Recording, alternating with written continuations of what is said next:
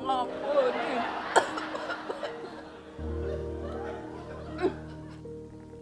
Kacang wasabi katanya cu.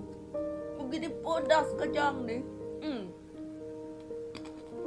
Tapi nenek suka makan.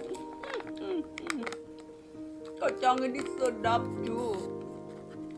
Otak tak dapat pikir pun dapat pikir lepas makan kacang wasabi ni. Ya, hari ini nenek nak bercakap tentang otak. Macam mana otak nak sehat, nak fikir baik. Jadi, harap cucu-cucu nenek dekat MMA ni yang tengok Win Wellness program ni, kita semua sehat ya.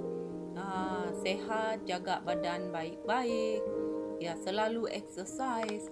Macam nenek ni, makan kacang wasabi ni. Makan wasabi kacang ni. Pikir-pikir pun tak dapat fikir cu. Rasanya pedas sangat. Kalau belum pernah cuba, belilah. Bukan nak iklan ni cu. Sehat, serbuk wasabi ni. Lobak hijau Jepun ni pedas. Tapi sedap. Ya cu. Okey cu.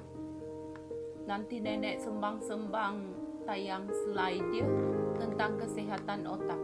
Nenek makan wasabi dulu. Wasabi.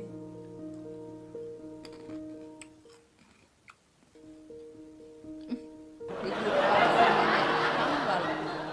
Keras kacang. Pedas lagi. Penemuan-penemuan yang menarik tentang otak. Churchill mengatakan kita harus melengkapi diri kita untuk melakukan tugas, terutama dalam Perang Dunia Kedua. Di dalam peperangan di mana kita berada di dalamnya, otak kita juga terlibat dengan peperangan, yaitu antara pikiran dan kehendak. Ini adalah lebih dahsyat ya. Oke, mari kita lihat ke dalam apa yang mempengaruhi otak kita dan seperti apakah otak kita. Contoh, di sini Kesha Phineas Gage, dia seorang pomen pembinaan landasan kereta api, tercedera dan mengalami kecederaan teruk di bahagian hadapan otaknya, di mana akibat daripada kecederaan tersebut, tingkah laku beliau sebelum ini seorang gentleman baik hati berubah jadi ganas dan tidak dapat dikawal. Ini adalah gambar beliau ketika tercedera ya. Dia masih hidup tapi tabiatnya berubah 100%. Otak depan kita, frontal lobe, adalah pusat kawalan seluruh tubuh kita. Di sanalah segala bentuk aktiviti dan segala keputusan kita buat, semuanya melibatkan otak hadapan untuk memikirkan baik dan salah, kasar atau jahat. Seperti Kesha Phineas tadi, otak depannya cedera menyebabkan tingkah lakunya jadi ganas. Kerohanian juga, keagamaan juga melibatkan otak kita bahagian hadapan. Dan seorang individu menemukan erti, tujuan, harapan, optimisme dalam kehidupan dan kreativiti, semuanya berlaku di bahagian otak hadapan. Jadi melalui otak hadapan ini Tuhan berbicara dengan kita. Ini adalah contoh otak yang sehat. Dan ini adalah contoh otak yang terlibat dengan dada, mengecut ya, rosak.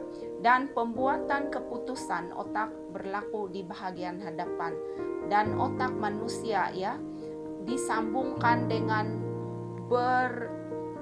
berjuta-juta triliun cells, dan satu buttons adalah seperti sebuah bateri mini yang mengirimkan segala informasi bersambung ke saraf-saraf otak kita. Rangsangan yang berulang kali akan menyebabkan otak kita, memudahkan otak kita mengulangi pikiran dan tindakan yang sama. Semua ini dipengaruhi oleh otak yang sehat. Otak yang sehat menyebabkan kita berpikir, melakukan tindakan yang sehat dan waras dan betul. Dan kebiasaan membuatnya mudah ya. Jadi apa yang baik itu taburlah, tanamlah, didiklah otak kita memikirkan hal-hal yang baik. Oke. Ini kata Yunani tentang karakter. Membangun karakter atau tingkah laku adalah ujian syarat utama ya dalam kehidupan. Dan di sini kebiasaan kita, baik itu buruk ataupun itu jahat, mempengaruhi keseluruhan hidup kita. Dan ini semua bermula dari otak kita, terutama di bahagian hadapan otak. Kita membuat keputusan apakah hal yang kita lakukan itu baik atau buruk. Semuanya bermula daripada otak kita. Pertanyaannya, apakah saya tetap melakukan hal yang saya selalu lakukan, atau saya mengubah arah untuk menolong meningkatkan kesehatan saya dan hidup keluarga saya? Ini adalah antara persoalan-persoalan hidup yang setiap hari kita tanyakan, dan ini melibatkan proses pemikiran yang melibatkan otak kita. Ini adalah contoh otak kita ya.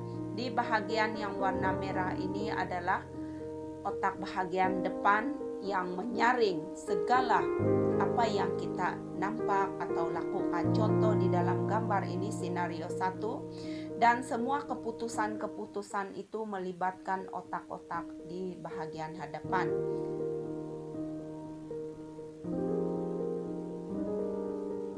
Dan 33% dari otak kita di bahagian hadapan ya.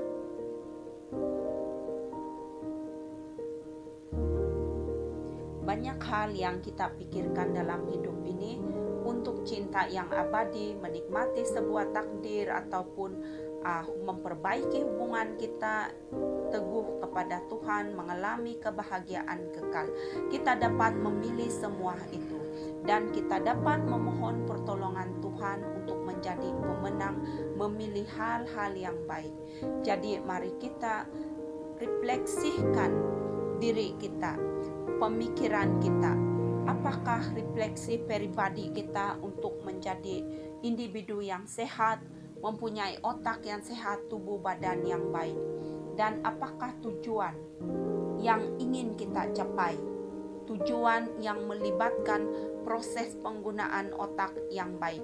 Jadi saudara-saudari pendengar semua, otak kita memerlukan makanan yang sehat, rehat, memerlukan tidur yang cukup.